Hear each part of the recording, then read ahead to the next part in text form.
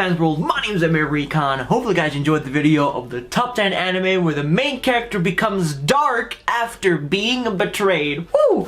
You know, this is a very rare topic because there are very few anime out there related to this. But I managed to find 10 and compile a list for you guys to check it out if you guys are interested in a topic like this where he becomes dark after being betrayed. Now this video right here is a suggestion by a newly incoming member, and it is Ichikori Toya. So thank you so much, my boy, and a big shout out goes to you for sure. But anyways, ladies and gentlemen, enough of that chit chat shit, and without further ado, let's jump straight into the video. So, in first place, I decided to put in is, which I never added into a list or talked about before. It is called Evil or Live. Now this series is very underrated, and it has a lot of mixed reviews. But personally for me, I quite enjoyed it, even though it was a little bit, you know, average, you know, starting off like that, but it gradually becomes, you know, better and better. So the series revolves around, you know, these students who get put into a fucking military school because they have an internet addiction, so their parents do not approve of this shit. They send them off to military school so they can learn some discipline. Wow, great parents, to be honest. And over there we have the main character named Hibiki, and he is a puny, weak-ass little bitch who can't even defend himself.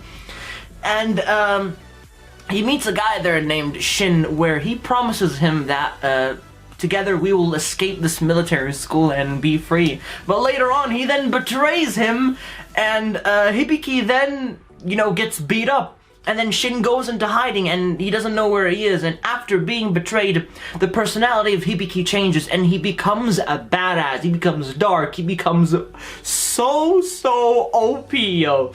He becomes really well, he doesn't have powers, but he becomes like really strong. He has no fear later on in the series, and that's what I really like about him. It just completely changes everything about him.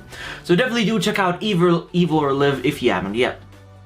In second place, I decided to put in is Densetsu no Yusha Densetsu.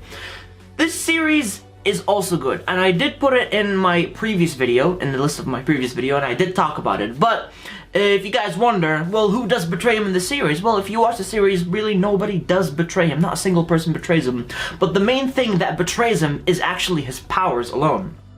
Because he wields the Alpha Stigma, and that is, you know, eye powers. He has eye powers. And his powers pretty much just betray him because they take over him. His powers take over him because, you know, he tries to keep a tendency of staying away from people because he doesn't want to harm them with his powers.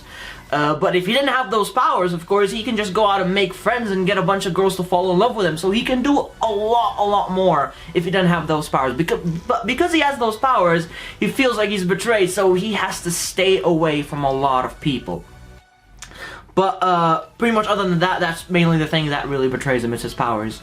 But it's such a good show that I really want you guys to check out. So definitely do check out Densetsu no Yusha if you haven't yet.